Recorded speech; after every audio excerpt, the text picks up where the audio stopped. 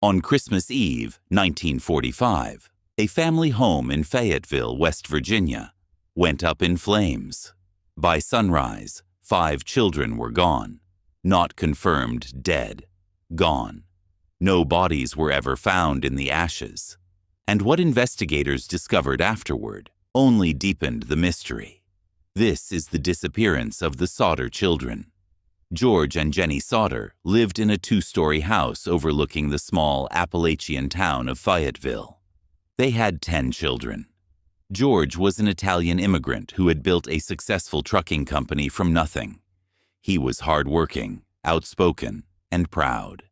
But he had strong opinions. He openly criticized Benito Mussolini and the fascist regime in Italy, and in a small community with other Italian immigrants. That made him enemies. Some arguments became heated. Some turned into threats. One man reportedly warned George that his house would go up in smoke and his children would be destroyed because of his political views. George dismissed it. He never believed anyone would actually harm his family. On December 24, 1945, the Sodder home was filled with excitement. The younger children begged to stay up late, playing with new toys. George and Jennie eventually went to bed. That night, 9 of their children were inside the house. Shortly after midnight, the phone rang. Jennie answered. A strange woman asked for someone she didn't recognize. There was laughter in the background. Then the call ended. Jennie went back to bed. Minutes later, she smelled smoke. She opened her eyes and saw flames climbing the walls near George's office. Panic spread instantly. George rushed the family awake. 4 children managed to escape the burning house with their parents, but 5 remained upstairs. Maurice, 14, Martha, 12, Louis, 9, Jennie, 8, and Betty, 5. They were never seen again. George tried desperately to save them. He ran outside to grab the ladder he always kept leaning against the house. It was gone. He planned to climb onto the roof to reach the upstairs windows. Without the ladder, he ran to his trucks, thinking he could move one close to the house and climb on top. Both trucks failed to start. They had worked perfectly the day before. Flames spread quickly, too quickly.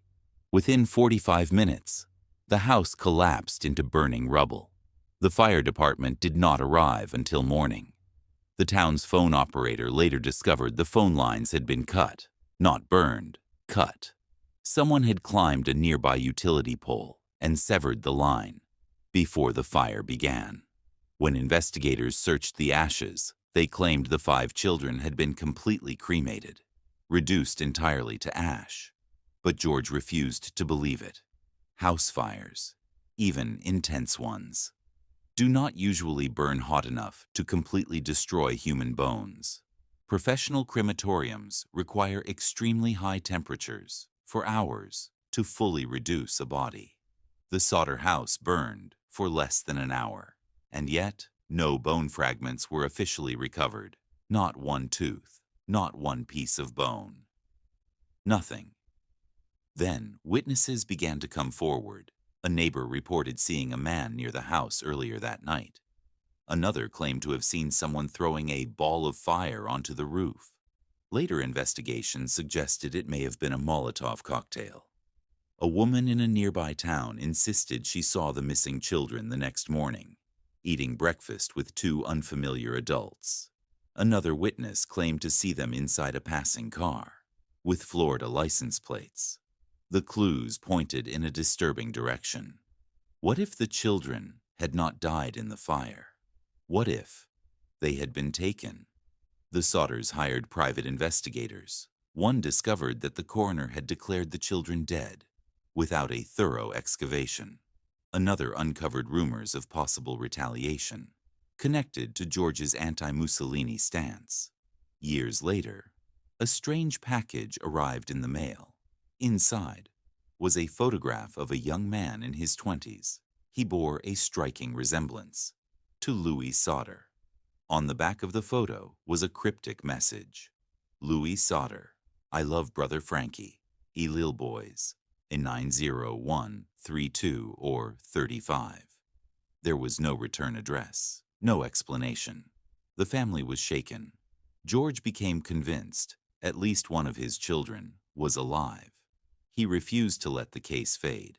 He built a large billboard along Route 16 with the faces of the 5 missing children printed across it. He offered a reward. He followed leads across multiple states. He wrote letters. He chased rumors.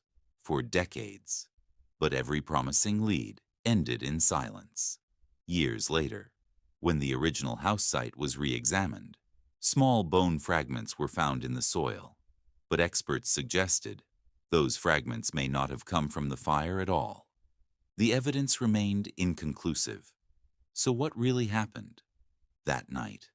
If the children died in the fire, why were no remains found? Why were the phone lines cut? Why was the ladder missing? Why did both trucks fail? At the exact moment George needed them. Who made the strange phone call?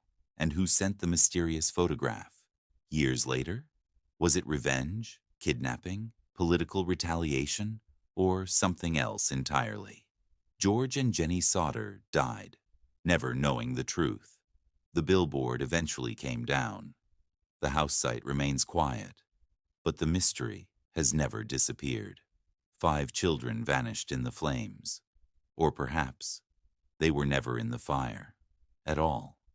This remains one of America's most haunting unsolved disappearances. And nearly 80 years later, the question still echoes. What really happened to the Sodder children? This is Crime Story. Subscribe for more unsolved mysteries.